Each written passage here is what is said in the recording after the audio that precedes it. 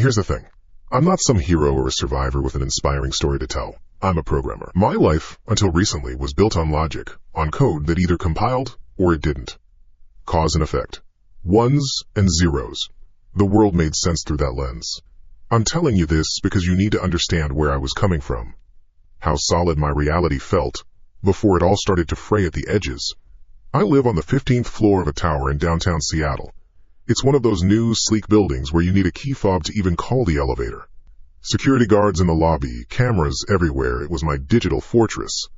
Inside, my apartment was my haven. Clean, minimalist, and packed with more processing power than a small business. My work-from-home setup was my pride and joy, but my real passion was the hardware I used for fun. And a few weeks ago, I got the big one. The Aether 5. The box it came in was a work of art in itself. Matte black, with a single, holographic logo that shifted in the light. I handled it like it was a holy relic. I mean, for a guy like me, it kind of was. This wasn't some off-the-shelf VR headset. This was the next generation. We're talking full-dive immersion, custom-molded facial interface, and, the real kicker, total sensory isolation. The marketing material promised it could create a silence so profound you could hear your own blood pumping in your ears. It was designed to completely erase the outside world. Setting it up was a ritual. I laid everything out on my clean floor. The headset itself, sleek and white like a piece of alien technology. The two haptic controllers that were supposed to give pinpoint feedback. The little nodes I had to place around the room to create a perfect one-to-one play space. My apartment wasn't huge, but it was just big enough. As I plugged everything in, the tiny LEDs blinked to life one by one. The hum of my PC tower deepened as it recognized the new hardware. It was a symphony of modern technology, and I was its conductor. Once it was all set up, I just sat there for a minute, looking at it. This little collection of plastic and silicon promised to take me to other worlds. From my steel and glass box 15 floors up in the sky, I could go anywhere. It was the ultimate escape. The ultimate form of control. Or, so I thought. So for the first few days, it was incredible. I flew starships through nebulae that looked so real, I felt the phantom cosmic dust on my skin. I walked through photorealistic recreations of Pompeii. The audio was the most impressive part. The spatial sound was flawless. I could hear a bird chirping behind me and to the left, and it sounded exactly like it was there, just over my shoulder. The isolation was perfect.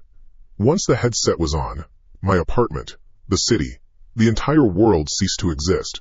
It was just me in the digital realm. After a week of being a tourist in virtual worlds, I started craving something with more of a kick.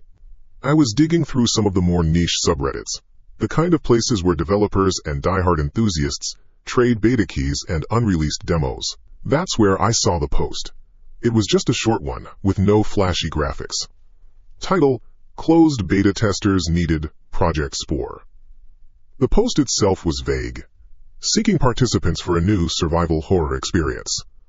Focus on unparalleled realism and psychological immersion. NDA required. Limited slots available. Normally, I'm not a huge horror guy. I appreciate the craft, but I'm more into sci-fi. But what caught my eye were the comments. They were all from people I recognized as serious VR veterans, and they were cagey. This one's different, one user wrote. Can't say more. NDA. Another just said, it doesn't feel like a game. The one that really got me was simple. Be careful. The mystery was irresistible. Unparalleled realism? An experience that didn't feel like a game? For a tech fiend like me, that was like catnip. I sent a direct message to the original poster, listed my system specs, my experience with high-end VR, and a few hours later, a reply came back. It was just a Steam key and a single line of text. Welcome to the program. The Spore is waiting. That night, I decided to dive in. I did my usual pre-game ritual. Made sure all the doors were locked. Not that I was worried. It was just habit. Poured a tall glass of ice water and set it on the coaster on my desk. I sat down in my comfortable gaming chair in the center of my designated playspace. The city lights twinkled outside my big window, a silent, glittering panorama. Safe. Secure. I slipped the Aether 5 over my head. The world vanished. First, the familiar soft chime of the headset booting up. Then, the blackness. A deep, profound, absolute blackness. The promised silence was real. I couldn't hear the hum of my fridge, the distant traffic, nothing. Just the faint, rhythmic beat of my own heart. A loading screen for The Spore materialized in the void. It was just a sickly, pulsating green fungus graphic. No music, no sound. Just the silent throb of the image. Then, I was in. The transition was jarring. I was standing in what looked like a dilapidated hospital hallway. The air was thick, with digital dust motes dancing in the single flickering beam of a flashlight I was apparently holding. The walls were stained with something dark, and old gurneys lay overturned, their wheels frozen with rust. The sound design was immediately oppressive. A constant low hum from the faulty fluorescent lights overhead. The drip, drip, drip of water from an unseen leak somewhere down the hall. Far away, I could hear a low moan. It wasn't a jump scare sound, it was just there. A part of the atmosphere. Part of the dread. I took a hesitant step forward. The controllers in my hands felt solid, and in the game, they became my own hands. Pale and trembling in the flashlight's beam, my real-life footsteps on my apartment floor were translated perfectly. I was there. I wasn't just playing a game. I was in that hallway. I spent maybe 15 minutes just exploring, my heart rate steadily climbing. The game was clever. It didn't throw monsters at me. It just let the environment do the work. A locker door would creak open as I passed. A wheelchair would roll a few inches on its own. The moaning would get slightly louder, then fade away again. It was a masterclass in tension. Then I found a note. It was on a clipboard, spattered with what looked like dried blood. The text was frantic, talking about a pathogen that didn't just kill, it rewrote its victims. Standard horror lore, but reading it there, in that place, made my skin crawl. As I put the note down, I heard it. A new sound. A wet, frantic scrabbling, and it was close. Coming from a room, just ahead. My instincts, both real and in-game, screamed at me to run. But right next to the door of that room was a heavy-looking iron fire door. The objective was clear: get that door shut before whatever was in there got out. I lurched forward, my character in the game mirroring my movement. My virtual hands reached out and grabbed the edge of the massive steel door. It was heavy. My brain knew I was just holding air and plastic controllers, but the haptic feedback, combined with the visuals and the groaning sound of rusted hinges, tricked my muscles. I felt the strain in my shoulders as I pulled. The scrabbling from the other room turned into a furious snarling. I pulled harder, the door slowly, agonizingly, swinging shut. I could see the lock on the wall, a heavy iron bar. Just a few more feet. And then the door to the other room burst open. I only got a glimpse. It wasn't a zombie or a classic monster. It was wrong. A slick, twitching thing that moved too fast, all disjointed limbs and pale skin. It threw itself at the gap in the fire door, just as I was about to close it. A thin, mangled arm shot through the opening. It was more like a collection of sharp, bony protrusions than an arm. It clawed at me, trying to get a purchase. I yelled, a short, involuntary bark of panic, and gave the door one final, desperate heave. I felt a sharp, slicing pain across my character's right forearm as the door slammed shut. A flash of red splashed across my view. I saw the health bar in the corner of my vision dip, and a long, bloody gash appeared on my character's arm model. The thing on the other side of the door began to hammer against the steel, a deafening, rhythmic booming that vibrated through the controllers. It was too much. The adrenaline, the shock, the sheer sensory overload. I ripped the headset off. My living room snapped back into existence. The silence was shocking. The frantic, metallic banging was gone, replaced by the gentle hum of my PC. My heart was a drum against my ribs. I was panting, my forehead slick with sweat. My hand was actually trembling. Jesus Christ, I whispered to the empty room. Okay, Nathan, it's a game. I stood up, my legs a little shaky, and walked to the kitchen to get that glass of water. The ice had melted a bit.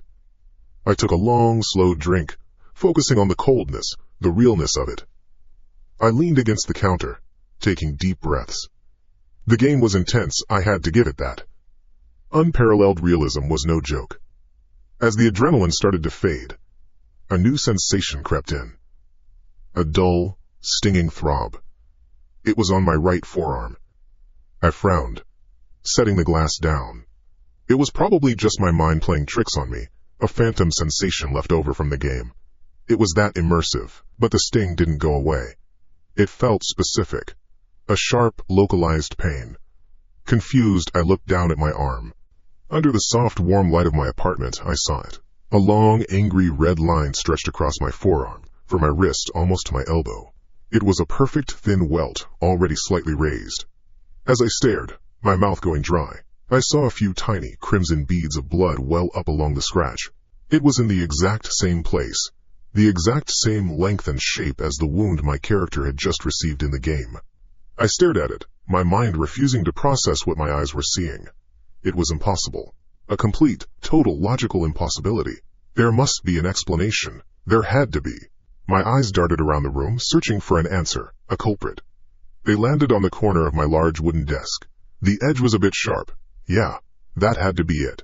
In my panic, when I was pulling on the virtual door, I must have gotten too into it. I must have thrashed my arm and scraped it against the edge of the desk. I didn't feel it then because of the adrenaline. It was the only thing that made sense. It had to be. I nodded to myself, a slow, deliberate motion. A coincidence. A freak accident. Must have just hit the desk. I muttered aloud, the words sounding hollow and unconvincing even to my own ears. But as I stood there in my silent, secure apartment 15 floors above the sleeping city, I couldn't stop staring at the impossible scratch on my arm. And for the first time, my digital fortress didn't feel quite so safe. I spent the next day in a fog of deliberate denial. The thing is, when your entire world is built on a foundation of if-then-else statements, you don't just accept a glitch in reality, you troubleshoot it. So that's what I did. I told myself I was troubleshooting. The scratch on my arm was still there, a thin, angry red line. I cleaned it, put a bandage on it, and tried not to look at it. My first order of business was to recreate the accident. I went over to my desk, the supposed culprit. I ran my hand along the edge he'd supposedly scraped. It was solid oak, with a beveled, smoothed-off corner. I pressed my forearm against it, hard. I dragged my arm back and forth along the entire length of its surface. Nothing, not even a mark. I tried again, faster, with more force, feeling like an idiot. The worst I could manage was a faint, pinkish impression on my skin that faded in seconds. There was no angle, no splinter, no rogue shard of wood sharp enough to break the skin like that. I spent an hour doing this. I checked under the desk. I checked the leg of the chair. I checked everything in a 5-foot radius of where I'd been sitting. The logical explanation wasn't just unlikely. It was, as far as I could tell, physically impossible. But the alternative was not an option. My brain simply refused to go there. So I did what any sane person would do. I ignored it. I ordered food, worked on a coding project, watched some stupid videos online. I tried to bury the incident under a mountain of normalcy. But it was always there, a low-level hum of anxiety in the back of my mind, a phantom throb from the bandage on my arm. Every time I glanced at it, my stomach would do a slow, cold flip. By evening, the internal debate was raging. The fear was a loud, shrieking voice telling me to delete the game, smash the headset, and never think about it again. But there was another voice, a quieter, more insistent one. It was the programmer in me, the troubleshooter. I had a single data point, a single, anomalous result. And in my world, you can't draw a conclusion from a single data point. It could be a fluke, a 1 in a billion coincidence. To know for sure, to prove or disprove the hypothesis, I needed to run the test again. That was the justification I used. It sounds insane now, I know. Hey, this video game might be physically maiming me, I should probably play it again to be sure. But at the time, it felt like the only logical path forward. I had to prove it was a coincidence. I had to reclaim my sense of reality. My sanity depended on it. So I made a plan, a set of rules. I would be careful. No heroics. No running toward danger to slam a door. I would be an observer. I would move slowly. I would stay away from any physical confrontation. If something charged me, I was ripping the headset off immediately. No hesitation. This was a controlled experiment, nothing more. Around 10 o'clock at night, When the city outside had settled into its steady hum, I sat down in the chair again. My hands were slightly clammy. Locking the apartment door, a habit that once felt routine, now felt desperately important. I took a deep breath, the air feeling thin in my lungs. I slipped the Ether 5 over my head. The world dissolved. The familiar deep silence fell, but this time it wasn't comforting. It felt malicious, pregnant with possibility. The green, pulsating spore graphic appeared, and my heart hammered against my ribs. I felt a primal urge to tear the device off and throw it against the wall, but the programmer's logic held me in place. Just one more test. The blackness gave way. I wasn't in the hospital anymore. I was standing in what looked like a massive abandoned warehouse. Moonlight streamed in through grimy, broken skylights far above, casting long, distorted shadows across the concrete floor. The scale of the place was overwhelming. Rusted metal shelves, most of them collapsed, stretched up into the gloom. Boxes and crates were scattered everywhere, some rotted open, spilling packing material that looked like dirty snow. The air was full of the smell of rust and damp concrete. The sound design was, once again, terrifyingly good. The wind howled softly through the broken roof, a low, mournful sound, punctuated by the occasional creak of stressed metal. I stood perfectly still for a full minute, just listening, just looking. My flashlight beam cut a nervous path through the darkness. Okay. Rule 1. Be an observer. I took a slow, deliberate step forward. My real footfall on my apartment rug was silent, but in my ears, it was a loud crunch on gritty concrete that echoed slightly in the vast space. I moved with the caution of a bomb disposal expert, hugging the walls, my head on a constant swivel. I was cataloging threats. Broken glass on the floor over there. A pile of pallets that could be hiding something. A dark corner that was too dark. For about 20 minutes it worked. Nothing happened. It was just me and the oppressive atmosphere. The anxiety in my chest began to loosen its grip. Maybe the first time really was just a freak occurrence. Maybe this was just a game after all, albeit a very, very convincing one. I found a side office, the door hanging off one hinge. Inside, a desk was overturned, and papers were strewn everywhere. I was about to back out when I saw it, a clipboard, similar to the one from the hospital. Curiosity, the trait that had gotten me into this mess, took over. I needed to see what it said. I stepped carefully into the small room, my light tracing over the mess on the floor. I reached down, my virtual hand passing through a few floating papers to grab the clipboard. It was another note, this one from a security guard. Log entry 44, heard them in the vents again. Not rats. Management says faulty HVAC, but I know what I hear. It's a chittering sound. And a tapping. Like nails on steel. A cold spike of dread shot down my spine. Tapping. Like nails on Saint. Clang. The sound was shockingly loud. It came from right behind me, out in the main warehouse. It was the sound of something metal hitting the concrete floor. Hard. I froze. Rule 2. If something happens, get out. My heart exploded in my chest. I didn't turn around. I didn't even want to know. I just started moving, half stumbling out of the office and back into the main area. That's when I heard the cheering. It wasn't like an insect. It was wet, organic and fast. And it was coming from the direction of the noise. My flashlight beam swung wildly, catching a glimpse of movement at the far end of the aisle. It was low to the ground, scuttling between the shelves, and there was more than one of them. My carefully constructed rules evaporated in a cloud of pure panic. My only thought was escape. I saw a line of loading bay doors on the far wall, about 100 yards away. One of them looked like it had been forced open, a small gap of moonlight showing at the bottom. It was my only chance. I ran. I wasn't jogging or moving cautiously. I was sprinting, my real-life body pumping its arms, my feet pounding on my floor. In the game, the sound of my heavy, panicked breathing filled my ears, mixed with the frantic thud of my boots on concrete. The chittering grew louder, multiplying. It sounded like they were swarming, closing in from the sides. I didn't dare look, I just kept my eyes fixed on that sliver of moonlight under the loading door. An old conveyor belt loomed in my path. No time to go around. I vaulted over it, my character in the game grunting with effort. I landed hard, my view jostling violently. They were closer now. I could hear their claws scratching on the floor right behind me. Then I saw the final obstacle. Between me and the loading bay doors was a section of collapsed scaffolding, a tangled mess of metal poles and wooden planks. But there was a gap, A small, window-sized opening in the wreckage, about waist-high. It was blocked by a large, shattered pane of glass, with jagged shards still clinging to the frame. There was no time to think. It was through the window, or it was whatever the hell those things were. I didn't slow down. I lowered my shoulder and charged.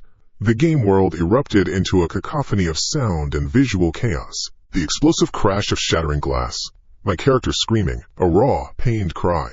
A violent flash of red on the screen as my health bar plummeted again. The game's UI showed a new status effect. Laceration. Heavy bleeding. A detailed animation showed a large, triangular shard of glass embedded in my character's right calf. Simultaneously, an agony I can't properly describe ripped through my own body. It wasn't a phantom pain. It wasn't a haptic buzz. It was a real, physical, white-hot, searing pain in my right calf. It was so sharp, so immediate, so undeniably real, that a scream tore its way out of my own throat. My legs gave out from under me. I fell, not in the game, but in my apartment. My shoulder hit my own floor with a dull thud. I scrambled frantically with my hands, my fingers fumbling with the headset, blinded by a combination of digital blood and real tears of pain. I ripped the Ether 5 off my head and threw it. It skittered across the wood floor and hit the wall with a hollow crack. My living room snapped back into focus, the soft lights, the skyline outside the window, the quiet hum of my computer. I was on the floor, panting, a string of drool hanging from my lip. The pain in my leg was breathtaking. It was a deep, throbbing, pulsing fire. "No, no, no, no," I whispered, the words choked with disbelief. My mind was still trying to reject it, to find the bug in the code of reality. With a trembling hand, I reached down to my right leg. My eyes followed my hand. I was wearing a pair of old, comfortable jeans. And right over my calf there was a small, three-cornered tear in the dark blue denim. A perfect rip. As I stared, my mind going completely blank with horror, a dark spot began to form around the edges of the tear. It started small, a dark navy ring on the fabric. Then it grew, spreading outward.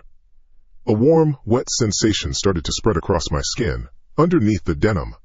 The spot darkened from navy blue to a deep, unmistakable crimson. It wasn't a glitch. It wasn't a coincidence. It wasn't in my head. It was blood. My blood. Soaking through my jeans, right where the glass had hit me in the game. The pain was the anchor. In the swirling, nauseating vertigo that threatened to pull me apart, the sharp, fiery agony in my calf was the one thing that felt undeniably real. Everything else was a blur of confusion and raw, animal panic. I was on the floor of my own living room, the Ether 5 headset lying like a dead thing against the far wall. The faint, pleasant scent of the lavender air freshener I had plugged in last week mixed with the coppery smell of my own blood. The contrast was so bizarre it made my stomach churn. My first coherent thought wasn't about the game or the monster or the impossibility of it all. It was a stupid, practical thought. I need to stop the bleeding. I shuffled backward on my hands and butt, like a crab, my injured leg held out stiffly in front of me. Every tiny movement sent a fresh jolt of white-hot pain, shooting up from my calf to my thigh. My jeans were soaked now, the dark denim clinging wetly to my skin. I made it to the bathroom, my breath coming in ragged, pathetic sobs. I gripped the edge of the sink, my knuckles white, and hauled myself to my feet. Looking in the mirror was a mistake. My face was pale, slick with sweat, my eyes wide with a kind of primal terror I'd only ever seen in movies. It wasn't me. It was the face of prey. With trembling hands I undid my belt and fumbled with the button on my jeans. Getting them off was an ordeal. The wet fabric stuck to the wound, and, peeling it away, felt like someone was taking a razor blade to my skin. I had to bite down on a hand towel to keep from screaming. Finally, the pants were off. I leaned against the counter, panting, and looked down. It was worse than I could have imagined. It wasn't a clean cut. It was a deep, triangular gash, exactly where the shard of glass had hit me in the game. The edges were ragged, and the skin around it was already starting to bruise into a nasty shade of purple-blue. Blood was still welling up from the center, a slow, sickening pulse of dark red. This wasn't a glitch. This wasn't a coincidence. This was a physical wound, delivered by a digital phantom. The logic of my world, the neat, orderly code I lived by, had just been commented out. All of it. Panic gave way to a cold, efficient dread. I limped over to the cabinet, grabbed the first aid kit, and spent the next 20 minutes clumsily cleaning and bandaging the wound. My hands shook so badly I could barely get the antiseptic wipe open. The whole time, my mind was running in a tight, useless loop. This can't be happening. This isn't real. This can't be happening. But the roll of gauze in my hand was real. The sting of the antiseptic was real. The thick, padded bandage I wrapped around my calf was real. As soon as the wound was covered, a new, more urgent wave of fear washed over me. The game. The headset. The connection had to be severed. Now. I hobbled back into the living room, ignoring the throbbing in my leg. My computer was still on, the desktop a serene picture of a nebula I'd downloaded ages ago. It felt like a mockery. I sat down, my movements jerky and uncoordinated, and found the icon for pathogen. My finger hovered over the mouse. For a split second, a part of my brain, the insane programmer part, whispered, "What if you need the data? What if you need to report the bug?" I almost laughed. A bug report. Subject: VR headset causes physical injury. Body: your game stabbed me. Please advise. With a choked sob, I dragged the icon to the recycle bin. The little animation of the paper crumpling up felt wholly inadequate. It wasn't enough. I opened the file directory, found every folder associated with the game, and held down the shift key as I pressed delete. I wanted it gone. Not in the bin. I wanted it erased from existence. Then I went to my browser history, my download logs, and purged every mention of it. I was trying to digitally exorcise it from my life. Next was the headset. The Ether 5. I picked it up from the floor. The sleek black plastic, once a symbol of cutting-edge tech and escapism, now felt like a cursed object. It felt warm, or maybe that was just my feverish skin. I unplugged every cable, coiled them with frantic precision, and put everything back into the original box. I taped the box shut, using way more tape than was necessary, my hands wrapping it over and over again until it was a mummy of cardboard and packing tape. I shoved the box into the back of my hall closet, behind a vacuum cleaner and a stack of old board games, and slammed the door. Out of sight. The connection was broken. It had to be. I spent the next hour just sitting on my couch, staring at the wall. My leg throbbed in time with my heartbeat. The silence in the apartment was deafening. You see, I live on the 15th floor. It's usually quiet. I paid for that quiet. I paid for the security, the thick walls, the feeling of being removed from the chaos of the street below. But now, that isolation felt like a trap. The silence wasn't peaceful anymore. It was empty. It was listening. I couldn't stay there. I got up and began to pace, limping in a miserable circle from the living room to the kitchen and back again. Every normal sound of the building became a potential threat. The hum of the refrigerator wasn't just a hum. It was a low growl. The distant ding of the elevator arriving on a different floor made me freeze, my ears straining. Was it coming here? Who was on it? The soft whoosh of the ventilation system was no longer white noise. It was a whisper, carrying secrets through the walls. My apartment, my fortress, had become a cage I was sharing with an invisible monster. I checked the lock on my front door 3 times. It was a heavy-duty deadbolt, installed by the building. On the 4th check, I dragged a heavy armchair from the living room and wedged its back under the doorknob. It looked insane. A piece of furniture barricading a high-security door on the 15th floor of a modern high-rise. But it made me feel a tiny fraction less exposed. Sleep was out of the question. How could I sleep? To sleep was to be vulnerable. But I was so tired. The adrenaline was wearing off, leaving behind a bone-deep exhaustion. My body was screaming for rest, but my mind was screaming, "Stay awake! Stay alert! You're not safe!" Around 2 in the morning, I was sitting at my kitchen island, nursing a cold cup of coffee I had no memory of making, when I heard it. It was from the main living area, near the kitchen entrance. It was a tiny sound, so quiet that at first I thought I'd imagined it. Clink. It was the sound of metal, not a loud crash, but a soft, delicate clink, like a piece of silverware being gently placed on a granite countertop. Or maybe a key being set down. I froze mid-sip, the coffee cup hovering in front of my face. My entire body went rigid. I held my breath, straining my ears, listening for a follow-up sound. A footstep. A cough. A creaking floorboard. Nothing. Just the oppressive silence rushing back in, louder than before. My heart was hammering against my ribs so hard I felt it in my throat. I slowly, deliberately, placed the coffee cup down on the counter without making a sound. My eyes were locked on the doorway leading out of the kitchen. A strip of the living room was visible, bathed in the soft glow of my computer monitor. It was empty. The armchair was still wedged under the front door. Nothing had changed. It was the ice maker, my rational brain supplied, its voice weak and unconvincing. The fridge just settled. It's an old building. It makes noises. I clung to that explanation like a drowning man to a piece of driftwood. It was the only thing keeping me from screaming my head off. It was the ice maker. It had to be. Of course it was. But I didn't believe it. Not for a second. I didn't leave the kitchen for another hour. When I finally did, I moved with the exaggerated slowness of a suspect in a thriller, placing each foot deliberately on the floor, wincing as my injured leg took my weight. I didn't turn on any more lights. I just limped past the living room, my eyes glued to the armchair at the front door, and slipped into my bedroom. I closed the door behind me, and for the first time since I moved in, I turned the lock. The soft click of the bolt sliding into place was the most comforting sound I had heard all night. I didn't get into bed.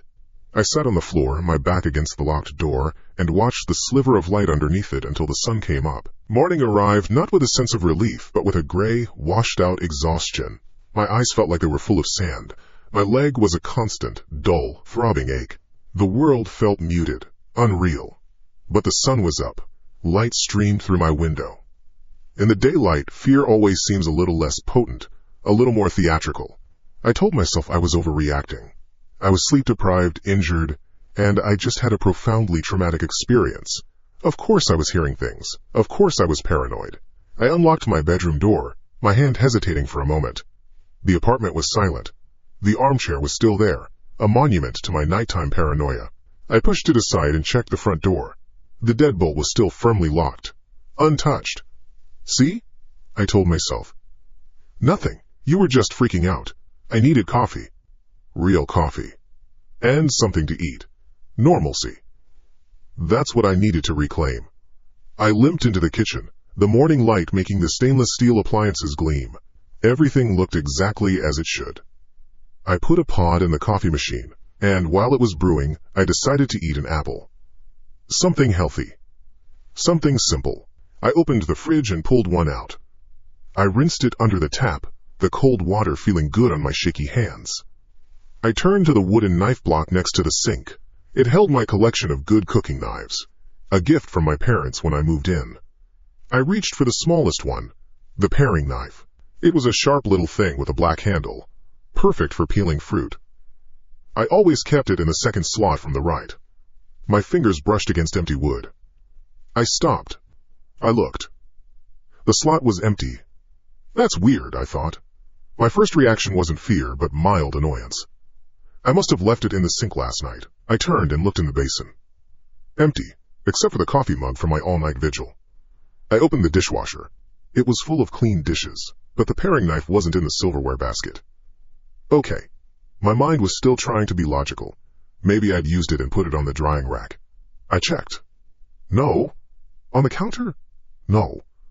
Maybe it fell behind the knife block? I pulled the heavy block away from the wall. Nothing but coffee grounds and dust bunnies. I started to search in earnest now, a new kind of coldness seeping into my veins, pushing past the exhaustion.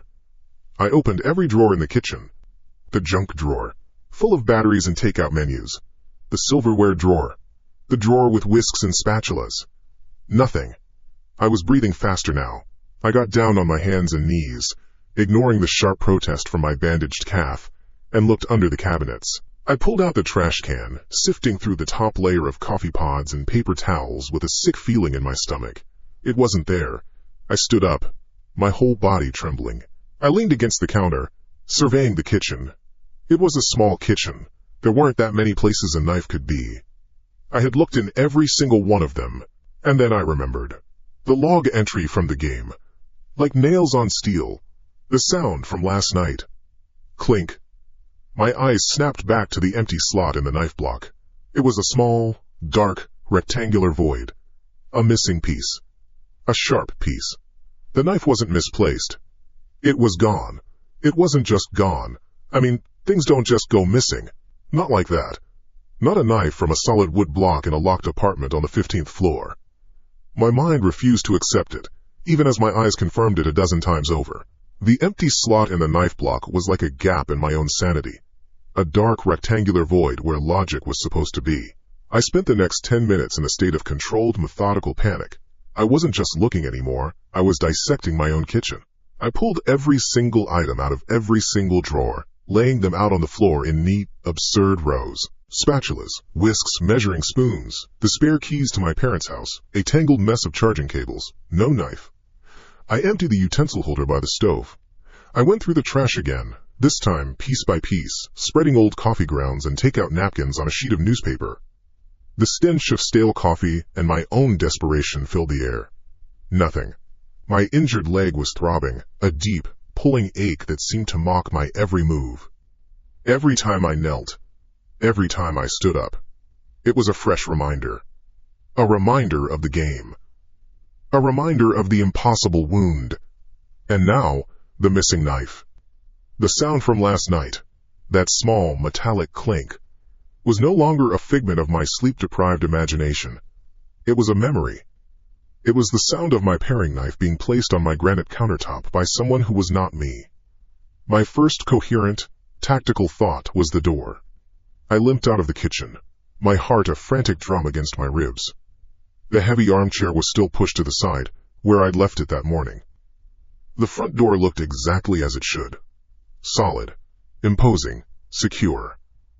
It wasn't a standard lock. It was one of those smart locks, part of the building's upscale security package. A sleek black panel with a numeric keypad and a fingerprint scanner. No keyhole to pick. I installed it myself. I knew its every feature. My hands were shaking as I pressed my thumb against the scanner. A tiny green light blinked, and the screen lit up. I navigated to the access log. It was a feature I'd been proud of. It recorded every single entry, time-stamped down to the second. I scrolled through the list. Backquote entry.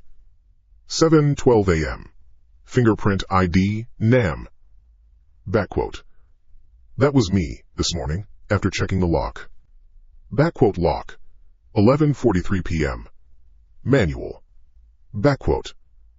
That was me last night, spinning the deadbolt from the inside before I wedged the chair. Backquote entry. 6:30 p.m. Fingerprint ID, NAM. Backquote. That was me coming home from work yesterday. Backquote LLOC. 8:15 a.m. Automatic. Backquote. Me leaving for work. I scrolled back, day after day. It was all there. My entries. My exits. The occasional entry for the cleaning service, which I had logged and authorized myself. There were no unauthorized entries.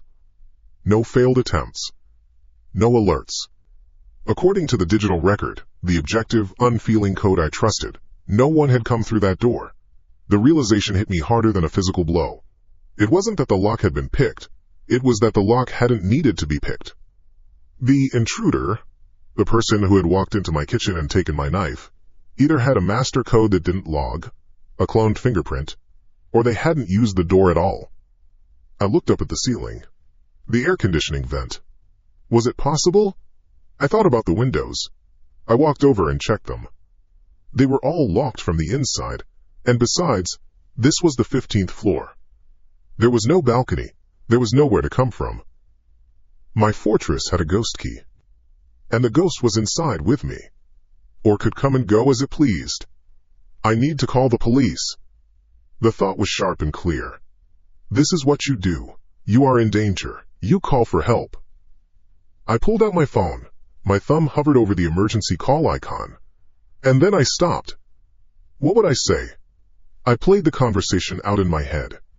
911, what is your emergency? Hi. Yes, someone broke into my apartment. Okay, sir.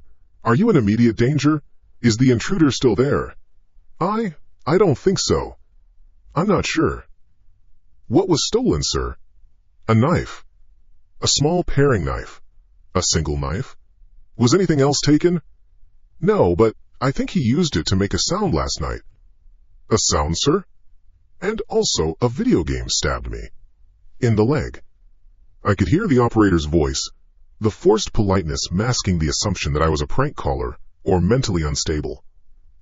They'd send a patrol car, maybe. An officer would come, take a report. He'd look at my bandaged leg, listen to my rambling story about a VR game and a missing fruit knife. He would look at my high security, untampered with door. He'd give me a condescending smile, tell me to get some rest, and leave. I'd be given a case number and become an anecdote they told back at the station. The crazy programmer on the 15th floor. The fear of being dismissed, of being seen as insane, was almost as strong as the fear of the intruder. I was alone in this. No one would believe me.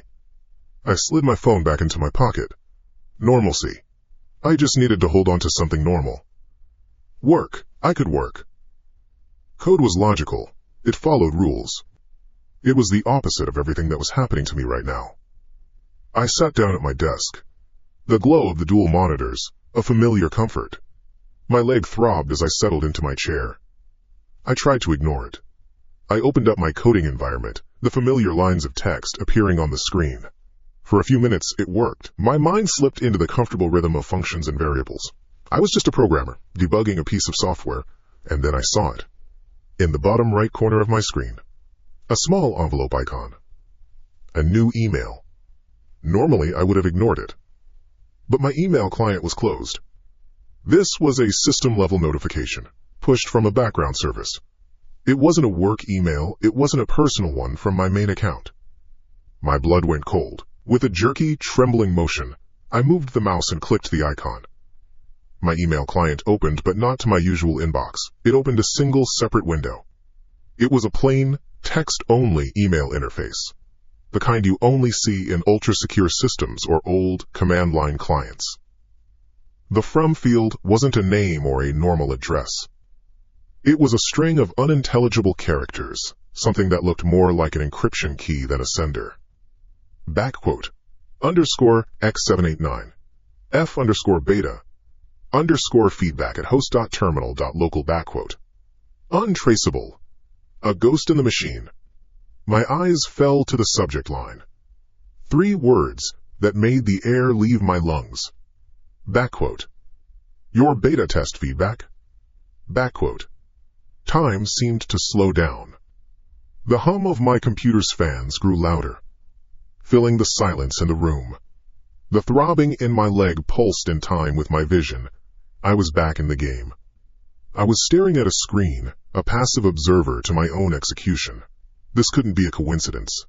The game I had scrubbed from my hard drive was reaching out, talking to me. Or rather, the person behind it was. The person who had my knife. The person who had been in my apartment. I wanted to close the window, to shut down the computer, to throw the entire machine out the window and watch it shatter 15 stories below. But I couldn't. I was pinned to my chair, not by any physical force but by a horrifying magnetic dread. I had to know. I clicked on the email. The body was empty, except for a single line of text. It sat in the middle of the vast white space, stark and black and absolute. It wasn't a question. It wasn't a threat, not in the traditional sense. It was a statement. A piece of information. A developer note for the next patch. Backquote.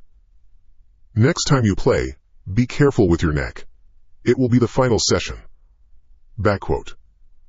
I just stared at the screen. The text didn't blink, didn't flash, didn't move. It just sat there, a black hole in the middle of all that white. Backquote. Next time you play, be careful with your neck. It will be the final session. Backquote. My brain felt like it had been scooped out and replaced with cold static.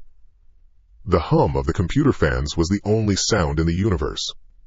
My apartment, my fortress, my little box of safety on the 15th floor, wasn't a fortress at all. It was a stage. And I wasn't just the audience anymore. I was the main attraction. The final act. For a good minute, maybe 5, I didn't move a muscle. I thought about the email. Backquote, underscore x789, f underscore beta, underscore feedback, at host.terminal.local backquote. A local host address. It wasn't sent over the internet in the normal way. It was sent from inside the network, maybe even from inside the building. The fear was so big it felt like a physical object pressing down on my chest, making it hard to breathe. It was a suffocating, paralyzing kind of fear. The kind that tells you to just give up. To curl up in a ball and wait for it to be over. This guy, whoever he was, he had me. He could walk through my high-tech lock like it was a bead curtain. He had my knife, he knew my routine, he was watching me right now, probably laughing. He'd sent me a director's note for my own murder. And then, something else, pushed through the static. It wasn't bravery. I'm not a brave person. It was something much more primal. It was the cornered animal feeling. It was rage. A cold, quiet rage that started in my gut and spread through my veins. He thinks this is a game. He thinks I'm just another player, another collection of pixels he can delete. He's wrong. This isn't his game. This is my apartment. That's my blood on my own damn jeans. And this is my life. If he wanted a final session, fine, I was going to give him one. But we were going to play by my rules. A plan, a crazy, desperate, probably stupid plan, started to form in my head. It was a Hail Mary pass in a game I didn't even know the rules to, but it was better than sitting here and waiting for a knife in the neck. I pushed back from the desk, my injured legs screaming in protest. I ignored it. Adrenaline is a funny thing. I moved with a kind of methodical calm, like I was debugging a piece of critical code on a tight deadline. Every action had to be precise. Every step had a purpose. First, the phone. My lifeline. My witness. I picked it up from the desk. My hand was shaking so badly I almost dropped it. "Get it together, Nam," I whispered. The sound of my own voice was strange, thin. I took a deep breath. Then another. The shaking subsided to a low-level tremor. I swiped open the camera app, switched it to video. The little red button stared at me. Pressing it felt like signing a contract. If this worked, it would be evidence. If it didn't, well, maybe someone would find it. Maybe my family would at least know what happened, and that I didn't just have some stupid accident. Now, where to put it? I scanned the room with a programmer's analytical eye. I needed a clear view of my chair at the desk, and more importantly, the front door. The angle had to be just right. My big leafy fiddly fig plant by the window. I'd bought it to make the place feel more alive. Kind of ironic now. It was perfect. The pot was large and the leaves were dense. I limped over, my heart a frantic drum against my ribs. I carefully wedged the phone between two thick stems, angling it down just so. I used a couple of leaves to mask the black rectangle of the screen. I walked back to my desk and looked. You couldn't see it. Not unless you were looking for it. It was perfect. I walked back and hit the red button. The timer started. 0:01, 0:02. The recording was live. There was no turning back now. The next part was the hardest. I walked over to the desk and picked up the VR headset. The sleek black plastic felt cold and heavy, like a funeral mask. This thing, this piece of technology I had been so excited about, was the weapon he was using against me. Now I was going to use it against him. I sat down in my office chair.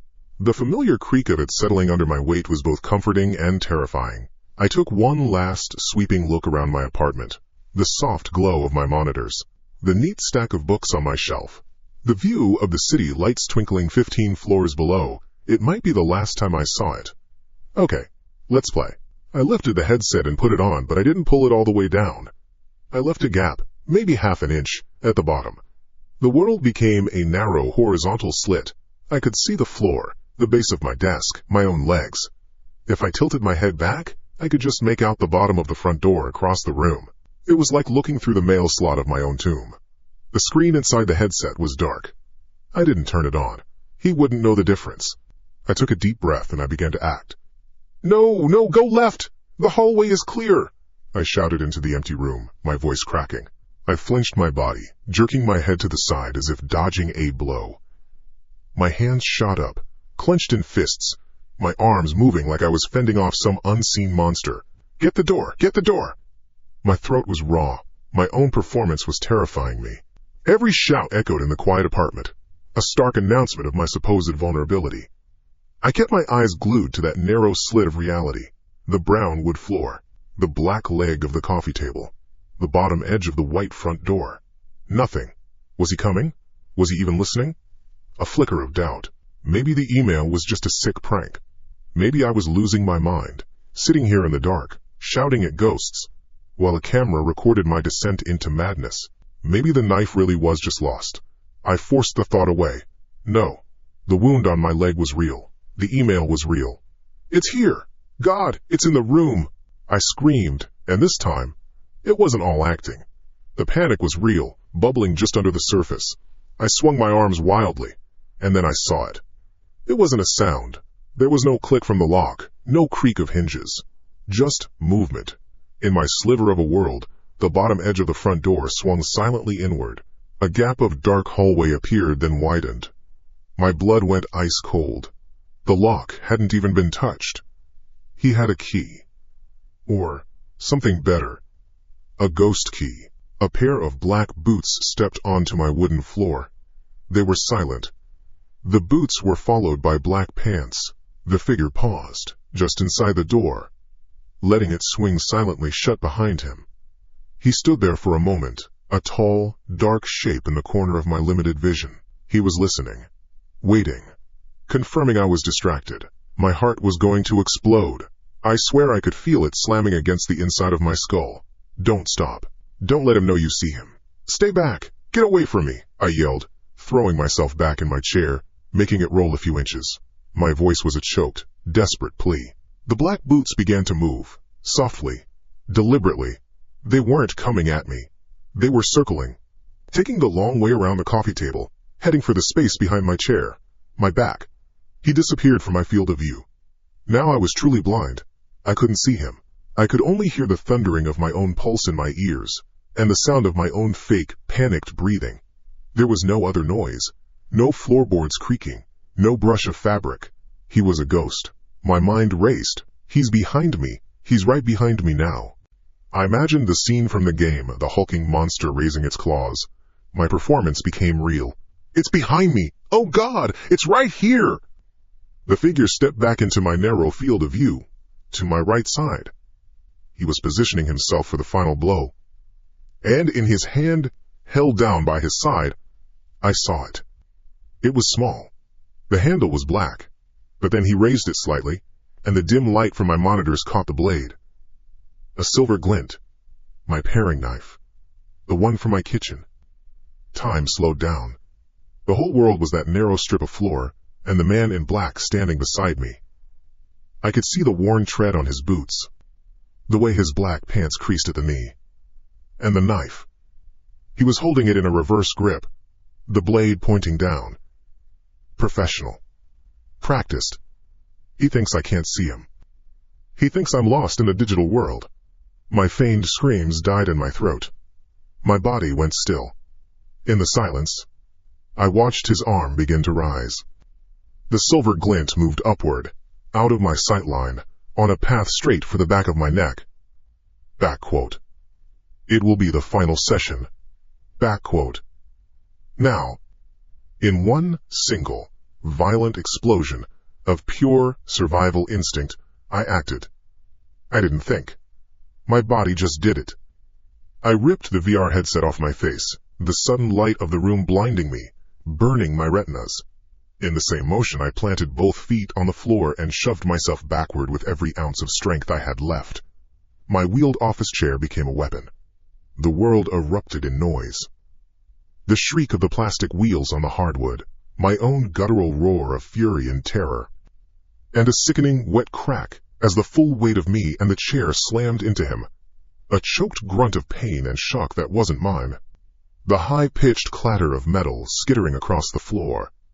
The world wasn't a slit of vision anymore. It was a blinding, screaming mess of light and noise. For a split second, my brain couldn't process the visual information. It was just the afterimage of the VR screen, my monitor glow, and the overhead lights all crashing in at once. But my body knew what to do. It was pure, animal survival. The chair, my stupid ergonomic gaming chair, hit him with a solid, meaty thud. It wasn't the sound I expected. It was deeper, more sickening. A choked gasp exploded from his throat, a sound of air being punched out of lungs that weren't ready for it. He stumbled backward, his arms flailing for balance he couldn't find. He was a tall guy, but my entire weight plus the momentum of the chair had hit him square in the knees. My paring knife, the one I used to slice apples, flew from his hand. It made a high, tinny clatter as it skittered across the hardwood floor, spinning under the coffee table and out of sight. That was my window. It was maybe a second, maybe less. I didn't think about fighting. I'm not a fighter. I debug code for a living. My plan had one step: get out. I scrambled out of the chair, my injured legs screaming in protest, a hot, sharp pain that I barely registered. Adrenaline is a hell of a drug. I was on my feet, stumbling, lunging for the front door he'd left slightly ajar. My hands were clumsy, slapping against the wood before finding the handle. Behind me I heard a groan, and the heavy scrape of a body trying to get up. He was getting up. The thought sent a jolt of pure ice through my veins. I yanked the door open and plunged into the sterile, fluorescent quiet of the 15th floor hallway. I didn't run for the elevators. I didn't run for the stairs. I did the only thing I could think of. I threw myself at my neighbor's door, Unit 15B, the Millers. An older couple I'd exchanged maybe 5 words with in 2 years. I didn't knock. I hammered on it with both fists, my shoulder, anything. Help! My voice was a shredded, raw thing I didn't recognize. Help me! He's trying to kill me! In my apartment! Help! I hammered again, not even caring about the pain in my fists. I just needed noise. I needed witnesses. I needed this to stop being a private show. And then the most beautiful sound in the world ripped through the silence. It wasn't a person, it was the Miller's security system. My frantic pounding had been so violent it must have triggered their door's vibration sensor. A piercing, deafening electronic shriek erupted from inside their apartment, echoing down the long, empty hall. It was a sound designed to signal trouble, to be as unpleasant and attention-grabbing as humanly possible. It worked. From behind me, in my own apartment doorway, I heard a sharp, hissed curse. I risked a glance over my shoulder. The man was on his feet now, framed in the light of my living room. He was just a dark silhouette, but I could see the panic in his posture. This wasn't part of his game. Alarms and neighbors weren't in the script. He stared at me for one terrifying frozen moment, then at the elevators, then he turned and bolted in the opposite direction, toward the heavy fire door of the emergency stairwell. The door slammed shut behind him with a metallic boom that was swallowed by the continuous wail of the alarm. He was gone. The alarm kept screaming. I just sagged against the Miller's door, my legs finally giving out. I slid down to the carpeted floor, my whole body trembling uncontrollably. My heart felt like it was trying to punch its way out of my ribcage. That's when other doors started to open. A guy from 15D poked his head out, his face a mask of sleepy confusion. An older woman from 15A appeared, clutching a bathrobe. "What in God's name is going on?" the guy asked, squinting against the harsh light. I couldn't answer. I just pointed a shaking finger at my open apartment door. In there. Knife." The words came out in broken, useless pieces. It felt like an eternity, but it was probably only a minute before the building's security guard, a heavy-set guy named Frank, came puffing out of the elevator, his radio already crackling. He saw me on the floor at the open door and immediately started speaking in a calm, professional voice into his radio. The police were on their way. They arrived faster than I could have imagined. 2 uniformed officers, then 2 more. The hallway was suddenly full of people, of questions I couldn't properly answer, of the smell of gun oil and authority. I sat there, wrapped in a coarse wool blanket an officer gave me, and watched them sweep my apartment. I showed them the video on my phone, my hands shaking so badly I could barely hold it steady. The image on the screen was clear, the fiddle-leaf fig in the foreground. My staged performance. And then, the silent entry, the dark figure, the glint of the knife. One of the officers, a woman with a tired, kind face, just looked at the footage, and then at me, and said, "You did good. You did everything right." I didn't feel like I'd done anything right. I felt like I had barely survived a glitch in the system. They caught him in the parking garage. He was trying to get his motorcycle started, fumbling with the keys. Spooked by the building-wide lockdown they had initiated, they brought him past me on his way to the squad car. I only got a glimpse. He wasn't a monster. He wasn't some hulking, faceless killer from a video game. He was just a man, maybe 30, with thinning hair, glasses, and a gray tech company hoodie. He looked like half the people I worked with. He looked like me. He didn't look at me, just stared straight ahead with a blank, unsettling emptiness. He lived on the 7th floor. The next few hours were a blur of sterile environments. The back of a police car, A small, featureless room at the precinct. I told the story over and over again. The VR headset. The pathogen game. The wound on my arm, the cut on my leg. The missing knife. The email. It sounded insane. Every time I said it, I felt a part of me screaming that this couldn't be real. The kind-faced officer, Detective Miller was her name, sat with me. "His name is Alan Corning," she said, her voice low. "He's a software engineer. Works in VR simulation. Hasn't said a word." I just nodded, sipping the lukewarm water she'd given me. "He wanted to make it feel real," I whispered, more to myself than to her. "The game. He wanted the beta test to be immersive." Miller just looked at me. "We're looking at his devices now." He had a laptop in his backpack. An hour later, another detective came into the room. He didn't look at me. He looked at Miller. "You need to see this." We followed him to a tech lab, a room filled with the quiet hum of computer towers. On one of the monitors, a file was open. It was a simple spreadsheet, an Excel file. Miller pointed to the file name at the top of the window. "beta_test_log, XLSX." My blood ran cold. It was password protected, the tech guy said. Pretty weak one. He used the game's name. My eyes were glued to the screen. It was a list. Columns and rows, neat and orderly. Column A was a list of player handles. Column B had their real names. Column C, their addresses. There were 5 entries. My stomach dropped. I saw my handle, _N_logic, and my name, Nam Phan, at the bottom. Row 5. I scanned the rows above mine. 4 other names. 4 other people. Who are they? I asked, my voice barely a whisper. Detective Miller's face was grim. She pointed to column D. The header just said, status. Next to the first 4 names, the same word was typed in, cold and final. Completed. My hands started to shake again. Completed? What does that mean, completed? The tech guy leaned in and clicked on something next to the first name, a guy named David Chen. It was a hyperlink. A browser window opened to a small local news article from 3 months ago. The headline read, "Man dies in tragic household accident." The article detailed how he had apparently slipped in the shower and suffered a fatal head injury. He lived alone in a high-rise. My breath hitched. The tech clicked the link next to the second name. A woman. A different news site. Local woman reported missing. Foul play not suspected.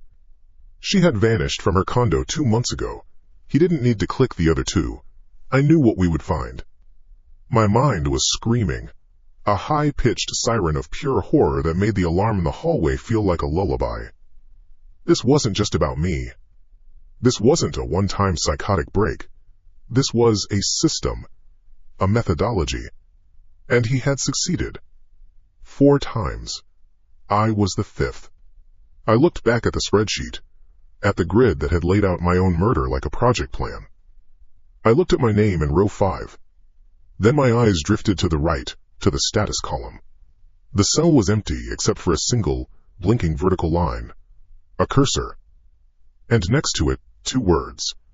The letters he must have been typing on his laptop screen just before he left his apartment to come to mine. The last thing he did before setting out to finish his game. In progress.